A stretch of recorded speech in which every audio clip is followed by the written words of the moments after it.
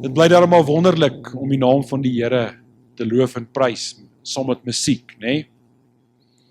Dit doen ook net iets aan 'n mens. Amen. Ek is vanoggend bevoorreg om verder te kan gaan met ons reeks Liefde in Wording. En vandag wil ek met julle gesels oor die genade van ons Here Jesus Christus. Nou daardie woorde, die genade van ons Here Jesus Christus, is 'n frase wat Paulus gebruik het wanneer hy sy briewe afgesluit het aan die gemeentes en wanneer hy 'n seëngebed oor hulle uitgespreek het. Hy het vir hulle gebid en gesê, mag die liefde van God die Vader, die genade van ons Here Jesus Christus en die gemeenskap van die Heilige Gees met julle wees. Baie kerke, baie eredienste word afgesluit met daardie seënbede. Dis baie mooi om dit te bid vir mekaar. Mag die genade van ons Here Jesus Christus met julle wees. Maar as ons gaan kyk na daardie term, die genade van ons Here Jesus Christus, sê ek vir julle vandag, ons sal 'n hele jaar se reeks prediking net kan hou op daardie tema. Dit is vir my absoluut onmoontlik om in een preek te praat oor die genade van ons Here Jesus Christus. Die genade van God, die hele konsep van die genade van God is so enorm, so omvatryk, so diep, dat dit eintlik nie moontlik is vir 'n geskape wese, 'n mens soos myself of enige iets anders, om dit in detail, volledig en volkome te kan verduidelik nie. Want waar begin jy? Waar begin jy in die Bybel met die genade van God? Ons kan eintlik begin al in die tuin van Eden. Ons kan al daar begin. En ons kan met al daai gebeurtenisse kan ons praat oor die genade van God. Want wat het God vir Adam en Eva gesê? Julle moenie eet nie, los die vrug van die boom van kennis. Hulle het daarvan geëet. God kon toe al straf oor hulle bring, maar hy was genadig. En hy het toe al 'n belofte gemaak en gesê, vrou, uit jou sal die redder kom, wat die slang se kop gaan verbrysel. As ons in die psalms gaan lees, die dinge wat Dawid geskryf het, hoe het hy nie ook al geskryf oor die genade van die Here nie? Hy beskryf die karakter van God en hy sê, genadig en barmhartig is die Here, vol van ontferminge en goedertierenheid, Psalm 103. Hoeveel psalms is daar nie wat praat oor die genade van die Here nie? As ons so 'n bietjie teruggaan voor Dawid en jy kyk na die rigters en jy kyk hoe die mense daar gelewe het en al die stoute dinge wat hulle aangevang het en elke keer het God net vir hulle genade op genade gehad. Hulle het verval in sonde, God het sy oordeel oor hulle uitgespreek, maar ook sy genade, hulle het hulle bekeer weens sy genade en hulle het sy genade beleef, God het hulle herstel. En so die proses homself herhaal vir honderde jare. Waar begin jy? Wat is die gepaste skrifgedeelte om vir iemand te verduidelik, of die gepaste simbool om vir iemand te verduidelik wat genade is? Ek kan dit nie doen in een preek nie. Daar is soveel wat 'n mens kan sê.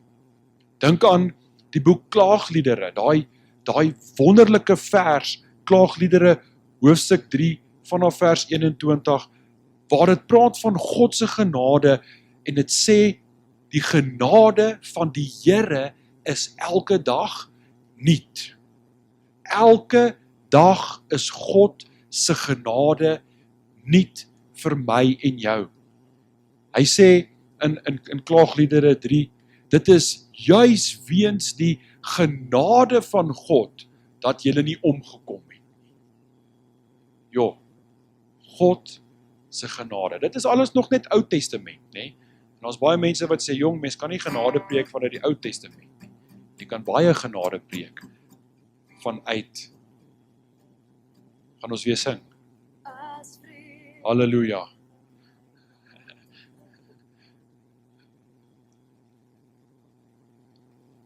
Dan gaan ons na Jesus toe in die Nuwe Testament. En dan sien ons weer 'n nuwe openbaring van Jesus of van God se genade, natuurlik in die kruis, né? Jesus wat gesterf het vir ons sonde en in ons plek. Ons hoef nie dit te gedoen het nie. Ons hoef nie op die kruis te sterf het nie. Wat beteken hierdie woord genade? Genade beteken onverdiende goedheid. Onverdiende goedheid. Dit is wat genade beteken. Dit word eintlik in 'n regstelsel konteks gebruik, en dit is die woordjie pardon. Ek weet nie mooi wat is 'n pardon in Afrikaans nie. Maar dit is wanneer iemand van 'n oppergesag jou skuld betaal sodat jy kan vry wees. Dit is genade. Dis wanneer 'n koning veronderstel is om iemand te straf, maar hy betaal die prys in vorm van geld sodat die persoon se skuld afgeskryf kan word. So ons kan, wanneer ons praat oor genade, natuurlik ook praat oor die Here se sterf aan die kruis, en dan kan ons na Paulus toe gaan. Paulus praat ook oor genade. Hy sê deur genade is julle gered, nie deur julle eie werke nie.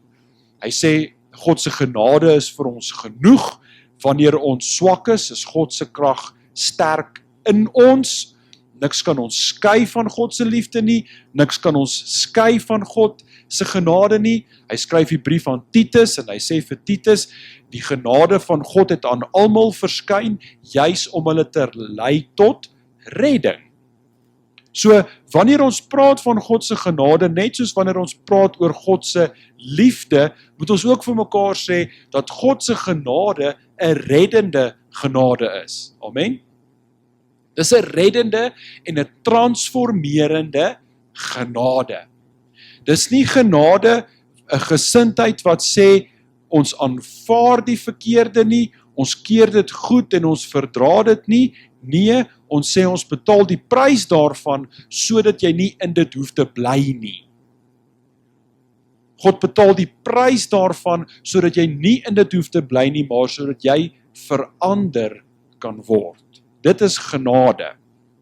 Want jy sien, ons weer eens, soos met die liefde, kan ons nie oor die genade praat, sonder om ook oor die regverdigheid van God te praat nie. Ons kan net genade verstaan, wanneer ons ook verstaan dat daar iets is soos oordeel.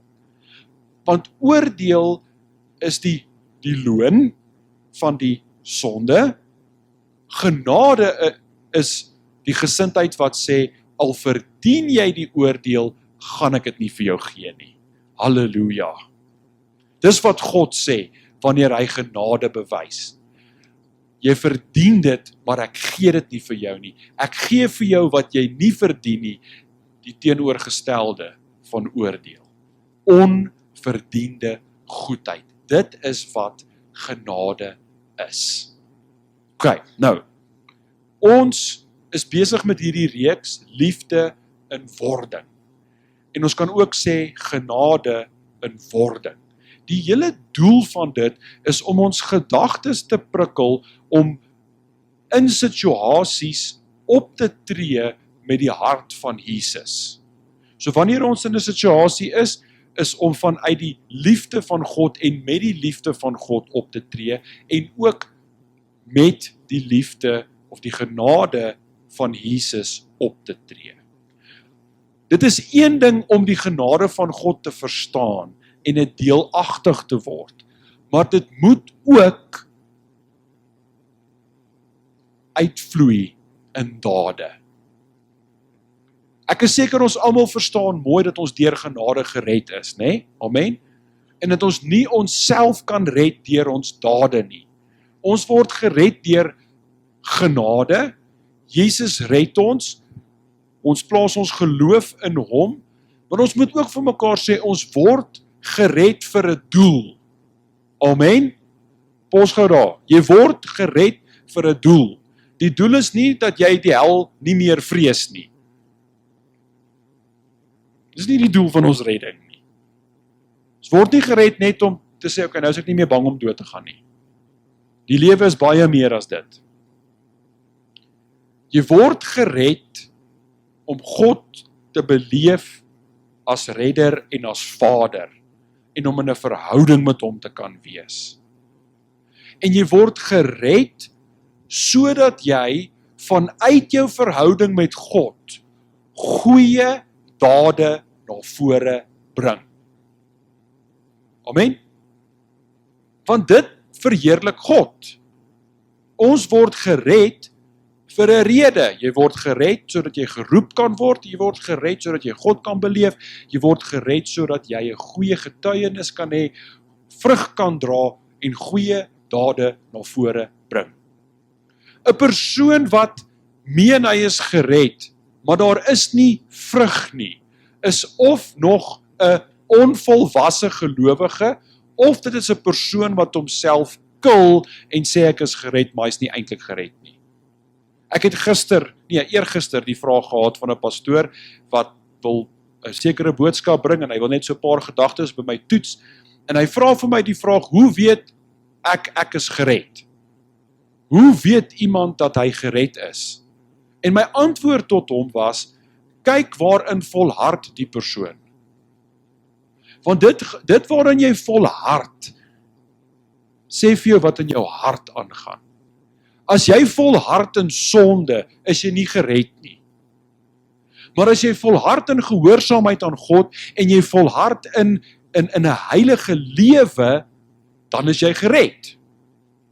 Want dit wys dat jou hart verander het. Amen? Hoekom die woordjie volhard? Die woordjie volhard gebruik ek, omdat niemand ooit perfek sal wees nie. Die strewe na heiligheid is 'n proses. Ons gaan iewers foute maak. Ons gaan dit nie altyd 100% reg hê nie. Maar as ons volhard in wat goed is, en ons volhard daarin om te probeer wat goed en reg is, nie omdat ons skuldig voel, of omdat ons dink, dit gaan vir ons 'n plek in die hemel inkoop nie, ons doen dit omdat ons gered is. Ons leef uit dit wie ons is, en ons is kinders van God. Daarom moet ons heilig wees, daarom moet ons goeie dade doen, daarom moet ons nastreef wat goed en heilig en reg is. So, wanneer ons praat oor genade as 'n uitvloeisel wat vanuit 'n mens se lewe moet kom, gaan ons na Johannes hoofstuk 8 toe. En ek wil graag vir ons daar saam lees, kyk wat doen Jesus, en hieruit is vir ons 'n les te leer. Johannes hoofstuk 8 vanaf vers 1. Maar Jesus het na die Olyfberg gegaan, en vroeg in die môre het hy weer in die tempel gegaan, en al die mense het na hom gekom, en hy het gaan sit en hulle geleer. En die skrifgeleerdes en die fariseërs het 'n vrou wat in egbreek betrap was, na hom gebring. Kom ons pos gou daar. It takes two to tango. Nee? So 'n vrou wat gevang word in oorspel, het dit definitief nie alleen gedoen nie. Daar's 'n man ook betrokke. OK, waar is die man? Hoekom word hy nie ook gesleep nie? Kom ons gaan verder, vers 4. En toe hulle haar tussen hulle in laat staan het, sê hulle vir hom, dis nou vir Jesus, Meester, hierdie vrou is op 'n daad van egbreek betrap. En Moses het ons in die wet bevel gegee om sulke vroue te stenig. Maar wat sê u? En dit het hulle gesê om hom te versoek, sodat hulle iets teen hom kon hê om hom te beskuldig. Maar Jesus het neergebuk en met die vinger op die grond geskrywe. Ons weet nie wat hy geskryf het nie. Maar toe hulle aanhou om hom te vra, het hy hom opgerig en vir hulle gesê, laat die een van julle wat sonder sonde is, die eerste klip op haar gooi. En weer het hy neergebuk en op die grond geskrywe. En toe hulle dit hoor, het hulle deur hul gewete bestraf, een vir een weggegaan, van die oudste af tot die laaste toe, en Jesus het alleen agtergebly, en die vrou wat daar tussen hulle ingestaan het. En toe Jesus hom oprig en niemand sien behalwe die vrou nie, sê hy vir haar, vrou, waar is daar die beskuldigers van jou? Het niemand jou veroordeel nie? En sy antwoord, niemand nie, Here. En Jesus sê vir haar, ek veroordeel jou ook nie, gaan heen en sondig nie meer nie. Kragtige storie, né? Ek het in my navorsing rondom hierdie gedeelte en wat ek vanoggend alles vir julle wil sê, ook gaan nalees oor die steniging gebruik van die Jode. Kyk, hulle was wild gewees. Hulle het gereeld doodgegooi met klippe. Dit het begin in Moses se tyd en dit het al hoe meer gereeld gebeur, maar hulle het dit versag. Kom ek verduidelik vir julle. In die begin sou hulle klippe kry, die beskuldige persoon sou daar sit en hulle sou die persoon met klippe gooi. Soos wat die tyd aangegaan het, het hulle die persoon eerder van 'n hoë hoogte afgegooi met die doel dat 'n been of iets moes breek, en as die val nie die persoon doodgemaak het nie, het hulle 'n groot klip gevat en van bo af op die persoon se bors of kop gegooi, dat dit met een val die persoon moes doodmaak. Maar die aanvanklike manier hoe hulle dit gedoen het, was, hulle het die persone aanhoudend met klippe gegooi, totdat die persoon dood is. Dit is 'n verskriklike intense manier om iemand dood te maak. Daar moet baie passie betrokke wees, want dit is naby. Jy weet, jy's naby en jy moet mooi mik en jy moet gooi. En jy moet gooi om te gooi. Daar moet baie veroordeling en haat en wraak in iemand se hart wees om 'n klip te gooi. Ek dink ook jy moet deur 'n proses van selfregverdiging gaan en sê, ek is geregtig om hierdie klip te gooi. En ek meen, hy gaan jou seermaak. Hy gaan jou seermaak. Ek lees 'n storie, is 'n ware verhaal, van iets wat plaasgevind het in Iran. Nou, hulle het ook hierdie rowwe reëls, hulle is natuurlik 'n ander geloofsgroep, maar hulle het ook die praktyk om te stenig. En in 1986 was daar 'n geval gewees wat hulle 'n vrou gestenig het wat eintlik onskuldig was. Die vrou, haar man wou van haar skei en hy het geen rede gehad nie. Toe beskuldig hy haar van oorspel en sy was onskuldig en sy moes haar onskuld bewys en sy kon nie, en sy beskuldig hom toe van iets en sy moes sy skuld bewys. So de mekaar, né? Dit is nie eers fair nie. Hulle bevind haar skuldig, haar eie pa was deel van die klomp wat haar veroordeel het, hulle grou 'n gat, hulle begrawe haar halflyf in die gat, en die mans van die dorp staan daar so in 'n halfmaan om haar, sy kan nie weghardloop nie, hulle kyk vir haar, vat 'n klip, en hulle begin haar met 'n klip doodgooi. Dis rof, dit ruk 'n mens. Die Jode het die soortgelyke praktyk gehad. Hier staan hulle bring hierdie vrou, sy is skuldig, hulle gaan haar gooi met klippe. En Jesus sê, jy wat sonder sonde is, gooi die eerste klip. En toe besef hulle, ons kan nie gooi nie, want ons almal het sonde. In vandag se tyd stenig ons nog steeds. maar met ons mond. Ons sien iemand doen iets wat ons nie van hou nie. En dan tel ons die klip op. En ons wag vir 'n gehoor. En ons sal sê, sien jy daai persoon het dit gedoen? Nee? Iemand maak 'n fout en hulle kom weg daarmee. Iemand sondig en kom weg daarmee en jy voel, maar ek doen my bes om nie daardie sonde te doen nie. En iemand anders doen dit en hulle kom weg daarmee. Dis unfair. Hulle is skelm, hulle is dit, hulle is dat. Ons het die klip reg. Want jy sien, om 'n klip te gooi, moet jy ook jouself regverdig. Ek doen nie daai sonde nie. Hoe durf hulle dit doen? Wat gaan aan in 'n mens se hart? Het Jesus die reg gehad om my vrou met 'n klip te gooi? Ja, het. Want hy het die standaard gestel en gesê, as jy nie sonde het nie, gooi 'n klip. Het hy sonde gehad? Nee. So hy het gekwalifiseer om 'n klip te gooi. Het hy die klip gegooi? Nee. Wat het hy vir die vrou gesê? Waar is jou beskuldigers? Ek oordeel jou ook nie, gaan en sondig nie meer nie. Verander jou lewe.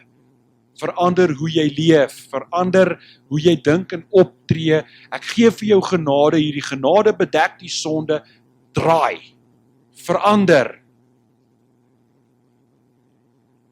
Kom ek bind dit saam in liefde en wording. Waarmee loop ek en jy rond? Metafories gesproke. Met 'n sak vol klippe gereed om mense te gooi? Of met brood? Dankie Tannie Marie.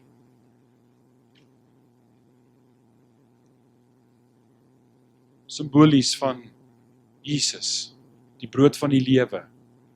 Simbolies van God se woord, waarsonder ons nie kan leef nie. Jy sien, Jesus is betrek in daai situasie in, met daai vrou, klomp mans met klippe in hulle hande, en wat het hy soontoe gebring? Hy het nie klippe gebring nie. Hy het genade gebring. Hy het vergifnis gebring. Hy het die koninkryk van God gebring. Nie klippe nie.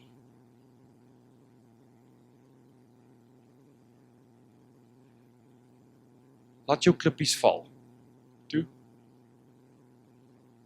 Laat jou klippies val. Mos jou klippies in die sand. Vat brood. Mense het nie ons klippe nodig nie. Hulle het Jesus nodig. Hulle het nie ons oordeel nodig nie. Hulle het nie ons wraak, ons haat, ons kinder, ons kwaadspreek, hulle het dit nie nodig nie. Hulle het Jesus nodig. Ek en jy is elke dag in 'n gesin. Ons is elke dag tussen vriende. Die van julle wat nog werk, ons is elke dag tussen kollegas. En jong, hulle kan vir jou warm maak. Kan jou kwaad maak.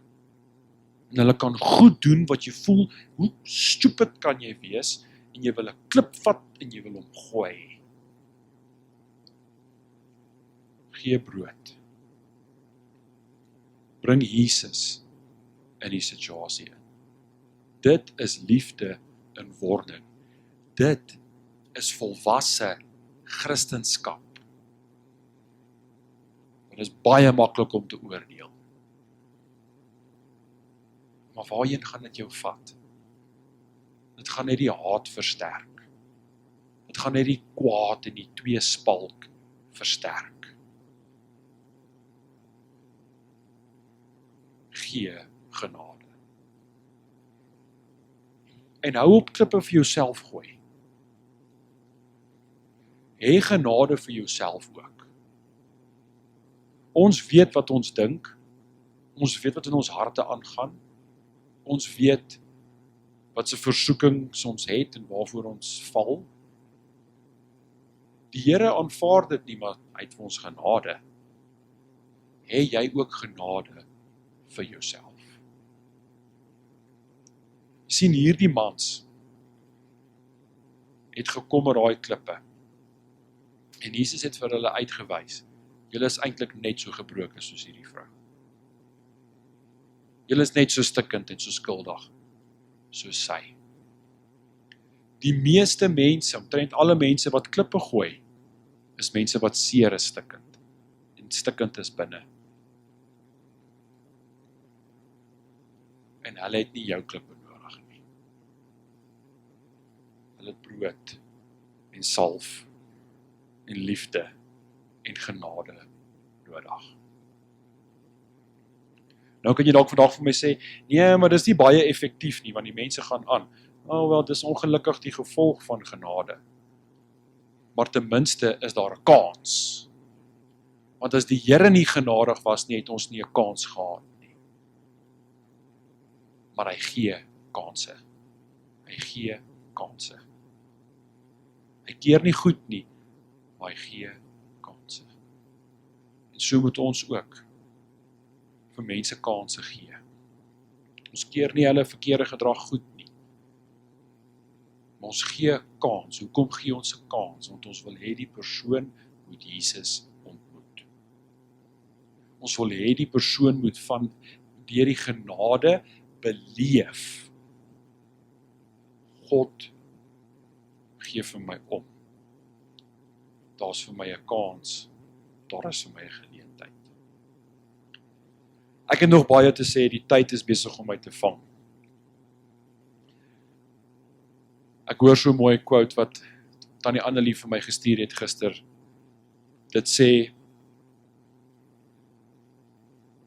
selfs op jou slegste dag, is jy nie buite die bereik van God se genade nie.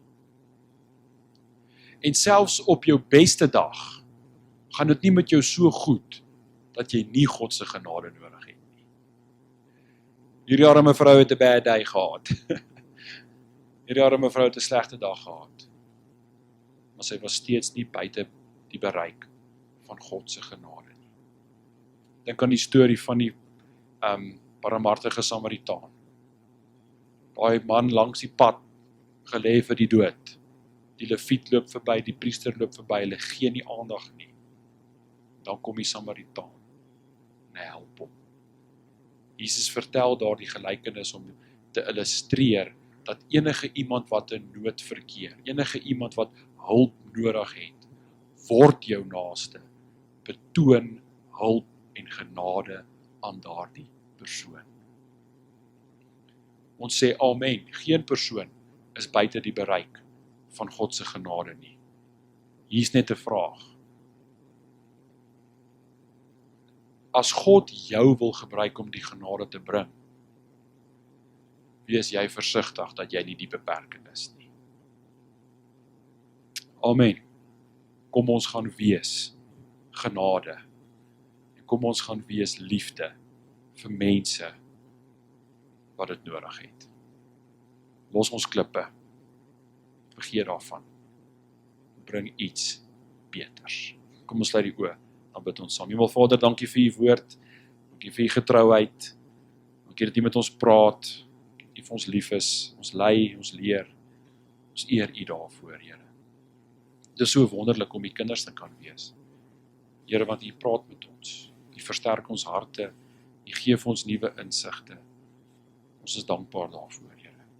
Here, so bid ek dat u ons sal seën in hierdie week. Dat u vir ons sal help en leer om op te tree met genade.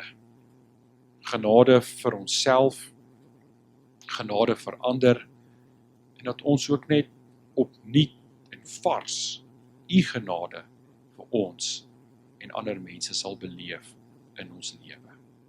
Ek bid dat u die naprediker van hierdie woord sal wees en dat u deur dit alles verheerlik sal word. En ek dank u daarvoor in Jesus naam.